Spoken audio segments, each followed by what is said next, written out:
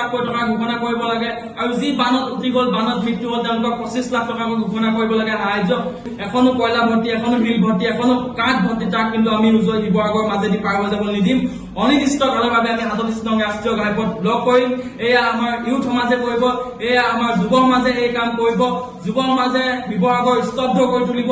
যুৱ সমাজে গোটেই অসম স্তব্ধ কৰি তুলিব এয়া আমাৰ অসম চৰকাৰ আৰু কেন্দ্ৰীয় চৰকাৰলৈ খুব স্পষ্টভাৱে সকিয়নি কিন্তু তেওঁলোকে এটা বালিৰ বস্তা তেওঁলোকক দিবলৈ নগ'ল এটা বস্তা তেওঁলোকক দিবলৈ নগ'ল আজি কাৰ ভুলৰ বাবে 3খন জিলা ধ্বংস হৈ গ'ল আজি কাৰ ভুলৰ বাবে আচলতে 3 জিলাৰ মানুহৰ ঘৰ বাৰী একেবাৰে উঠুৱাই লৈ গ'ল আজি তেওঁলোকে মথাউৰিবিলাক কিয় নিৰ্মাণ নকৰিলে উজনি অসমৰ 3 জিলাৰ যি শেহতীয়া বান পৰিস্থিতি এই বান পৰিস্থিতিক লৈ সমগ্ৰ অসমবাসী ৰাইজ দুখত উদ্বিগ্ন হৈ আছে আৰু সমগ্ৰ অসমবাসী ৰাইজে উজনি 3 জিলালৈ আহি সকলো ৰাইজকে সহায় কৰিছে তাৰ পাছত আমি দেখিবলৈ পালো যি চৰকাৰ প্ৰশাসন আছে চৰকাৰ প্ৰশাসনে কিন্তু এই ক্ষেত্ৰত কোনো ধৰণৰ আচলতে গুৰুত্বপূৰ্ণ পদক্ষেপ বা গুৰুত্বপূৰ্ণ সহায় সহযোগিতা কৰা আমি কিন্তু কোনো কাৰণতে দেখিবলৈ নাপালো আজি উজনি অসমৰ 3 জিলাৰ যি বান পৰিস্থিতি উজনি অসমৰ 3 জিলাৰ ৰাইজৰ যি দুৰ্দশা এই দুৰ্দশা বুজিবলৈ আচলতে কেন্দ্ৰীয় চৰকাৰৰ যিগৰাকী প্ৰধানমন্ত্ৰী আছে নৰেন্দ্ৰ মোদী ডাঙৰীয়া তেখেতে কিন্তু অসমলৈ আমি দেখিবলৈ নাপালো নিৰ্বাচনৰ আগত তেওঁলোকে ডিঙিৰ হিৰি ফুলাই ফুলাই এই পৰ আছাম বুলি কয় তেওঁলোকে ডিঙিৰ হিৰি ফুলাই ফুলাই অসমৰ মানুহৰ বিপদৰ সময়ত অসমৰ মানুহৰ লগত থাকিম বুলি কয় কিন্তু যেতিয়া বানে যেতিয়া 200তকৈ অধিক মানুহ উটুৱাই লৈ গ'ল মাৰি লৈ গ'ল তাৰপিছতো কিন্তু কেন্দ্ৰীয় চৰকাৰ কোনো ধৰণৰ উচ্চ পদস্থ কিন্তু তেওঁলোকৰ নেতা মন্ত্ৰীসকল নাহিলে আৰু এই যি বান এই বানে আচলতে চৰাইদেউ যোৰহাট শিৱসাগৰ বহু মানুহৰ সপোন বহু মানুহৰ ঘৰ কিন্তু একেবাৰে উটুৱাই লৈ গ'ল বহু মানুহৰ ঘৰ ভাঙিলে বহু মানুহ আচলতে জীৱন জীৱিকাৰ যি আচলতে যিসমূহ জৰুৰী বস্তু আছিলে সেই বস্তুসমূহ কিন্তু উটুৱাই লৈ গুচি গ'ল যিসমূহ জীৱ জন্তু আছিলে যিসমূহ জীৱ জন্তুক লৈ তেওঁলোকে জীৱন পোহপাল দি আছিল সেই জীৱ জন্তুবিলাক কিন্তু উটুৱাই লৈ গ'ল আৰু সমগ্ৰ অসমবাসী ৰাইজে শেহতীয়াকৈ কৈ আছে যে বান বিধ্বস্ত প্ৰতিটো পৰিয়ালক 10 লাখকৈ টকাৰ ক্ষতিপূৰণ দিব লাগে আৰু আমিও সেই একে ধৰণৰ সুৰ মিলাই অসমবাসী ৰাইজৰ আচলতে এই 3 জিলাৰ ৰাইজৰ সুৰত সুৰ মিলাই আমিও ক'ব খুজিছো শিৱসাগৰ যুৱ সমাজৰ তৰফৰ পৰা যে শিৱসাগৰ চৰাইদেউ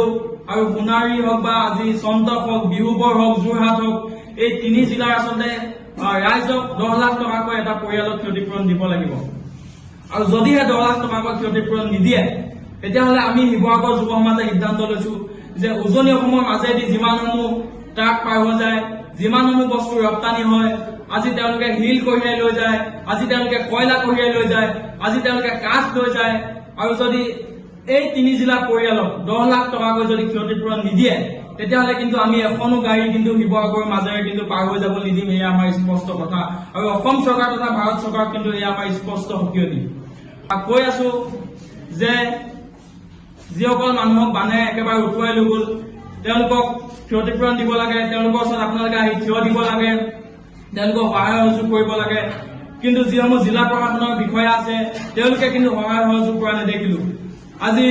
গোটেই 3 জিলাতে যিমানসমূহ ৰেস্কিউ বোট দৰকাৰ হৈছিল সেই ৰেস্কিউ বোট কিন্তু তেওঁলোকে যোগাৰ কৰি দিব নোৱাৰিলে আজি ভুৱত মানুহ ৰেস্কিউ কৰিব লগা হৈছে আজি কল ভুৱত আচলতে মানুহ ৰেস্কিউ কৰিব লগা হৈছে তাৰ পিছতো তেওঁলোকে লাজ পাব লাগিছিল আচলতে যেতিয়া ভূখনত আচলতে এগৰাকী বানত ডুবি থকা মানুহক উদ্ধাৰ কৰি লৈ আহিছে স্থানীয় ৰাইজে যেতিয়া দল সংগঠনে তেওঁলোকক উদ্ধাৰ কৰি লৈ আহিছে তেতিয়া চৰকাৰ প্ৰশাসনে লাজ পাব লাগিছিল আৰু লাজ তেওঁলোকে পাইছে নাপাইছে এইটো কথা আমি আচলতে বুজি পোৱা নাই আমি বাৰম্বাৰ তেওঁলোকক কৈ আছিলো যে ইটোৰ পিছত ইটো মথাউৰি ভাঙিছে তেওঁলোকে মথাউৰিবিলাক বান্ধ মৰাৰ ব্যৱস্থা কৰিব লাগে মথাউৰিবিলাক ৰখাৰ ব্যৱস্থা কৰিব লাগে কিন্তু তেওঁলোকে এটা বালিৰ বস্তা তেওঁলোকক দিবলৈ নগ'ল এটা বস্তা তেওঁলোকক দিবলৈ নগ'ল আজি কাৰ ভুলৰ বাবে 3খন জিলা ধ্বংস হৈ গ'ল আজি কাৰ ভুলৰ বাবে আচলতে 3 জিলাৰ মানুহৰ ঘৰ বাৰী একেবাৰে উটুৱাই লৈ গ'ল আজি তেওঁলোকে মথাউৰিবিলাক কিয় নিৰ্মাণ নকৰিলে আজি চেৰকা পৰা যোনটো মথাউৰি আছে সেই মথাউৰিটোৰ ইপাৰতে কিন্তু পানী নাই তাৰ আগলৈকে যোনটো বিজি ৰোড আছে বিজি ৰোডৰ ইপাৰে কিন্তু দিখৰ নদীৰ পানী গোটেই ঘৰ দুৱাৰ উটুৱাই লৈ গৈছে আজি মথাউৰি কিমান দৰকাৰী আমি সেইদিনাখনি উপলব্ধি কৰিছিলো কিন্তু বিগত দিনবিলাকত বিগত বছৰবিলাকত চৰকাৰে কিয় মথাউৰি নিৰ্মাণ নকৰিলে কিয় তেওঁলোকে মথাউৰিবিলাক ওখ ওখ নিৰ্মাণ নকৰিলে পানী সোমাব নোৱাৰাকে এই গোটেই ভুলবিলাক চৰকাৰৰ গাত কিন্তু সম্পূৰ্ণ ভুল আছে এই চৰকাৰে সম্পূৰ্ণ ভুল স্বীকাৰ কৰি সম্পূৰ্ণ ভুল নিজৰ গাত পাতি লৈ অসমবাসী ৰাইজৰ ওচৰত উজনি 3 জিলাৰ ৰাইজৰ ওচৰত ক্ষমা বিচাৰিব লাগে আৰু এই যি 3 জিলাৰ পৰিয়াল আছে এই পৰিয়ালসমূহক 10 লাখ টকা ঘোষণা কৰিব লাগে আৰু যি বানত উঠি গ'ল বানত মৃত্যু হ'ল তেওঁলোকক 25 লাখ টকা ঘোষণা কৰিব লাগে সাহায্য যদিহে তেওঁলোকক এইকেইটা আচলতে সাহায্য তেওঁলোকে নিদিয়ে তেতিয়াহ'লে আমি কিন্তু শিৱসাগৰ যুৱ সমাজে খুব স্পষ্টভাৱে কৈছো এখনো কয়লা ভৰ্তি এখনো শিল ভৰ্তি এখনো কাঠ ভৰ্তি তাক কিন্তু আমি উজনি শিৱসাগৰ মাজেদি পাৰ হৈ যাবলৈ নিদিম অনিৰ্দিষ্টকালৰ বাবে আমি 37 নং ৰাষ্ট্ৰীয় ঘাইপথ ব্লক কৰিম এয়া আমাৰ ইউথ সমাজে কৰিব এয়া আমাৰ যুৱ সমাজে এই কাম কৰিব যুৱ সমাজে শিৱসাগৰ স্তব্ধ কৰি তুলিব যুৱ সমাজে গোটেই অসম স্তব্ধ কৰি তুলিব এয়া আমাৰ অসম চৰকাৰ আৰু কেন্দ্ৰীয় চৰকাৰলৈ খুব স্পষ্টভাৱে সকিয়নি